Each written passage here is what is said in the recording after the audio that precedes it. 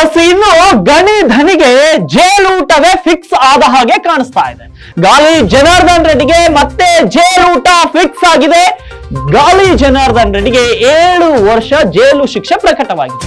OMC ಅಕ್ರಮ ಗಣಿಗಾರಿಕೆ ಪ್ರಕರಣದಲ್ಲಿ ಇವಾಗ ರೆಡ್ಡಿ ಅಪರಾಧಿಯಾಗಿದ್ದಾರೆ. ಶಿಕ್ಷೆ ಪ್ರಮಾಣ ಕಡಿಮೆಗೊಳಿಸಿ ಅಂತ ರೆಡ್ಡಿ ಕೂಡ ಮನವಿಯನ್ನ ಮಾಡಿರುವಂತದ್ದು. ಹಾಗಾದ್ರೆ ಈ ಒಬಳಾಪುರಂ ಮೈನಿಂಗ್ ಕಂಪನಿ ಅಕ್ರಮ ಗಣಿಗಾರಿಕೆ ಪ್ರಕರಣದಲ್ಲಿ ಗಂಗಾವತಿ ಮತಕ್ಷೇತ್ರದ ಶಾಸಕ ಗಾಲಿ ಜನಾರ್ದನ್ ರೆಡ್ಡಿ ಅಪರಾಧಿ ಅಂತ ಸಿಬಿಐ ಕೋರ್ಟ್ ಮಹತ್ವದ ತೀರ್ಪನ್ನ ಕೊಟ್ಟಿದೆ. ಒಬಳಾಪುರಂ ಮೈನಿಂಗ್ ಕಂಪನಿಯ ವ್ಯವಸ್ಥಾಪಕ ನಿರ್ದೇಶನಾಗಿದ್ದಂತಹ BV ಶ್ರೀನಿವಾಸ್ ರೆಡ್ಡಿ ಮತ್ತು ಒಬಳಾಪುರಂ ಮೈನಿಂಗ್ ಕಂಪನಿಯ ಮುಖ್ಯಸ್ಥನಾಗಿದ್ದ ಜನಾರ್ದನ್ ರೆಡ್ಡಿ ಅಪರಾಧಿ ಅಂತ ದೆಹಲಿಯ ಸಿಬಿಐ ವಿಶೇಷ ನ್ಯಾಯಾಲಯ ತೀರ್ಪು ಪ್ರಕಟಿಸಿದೆ.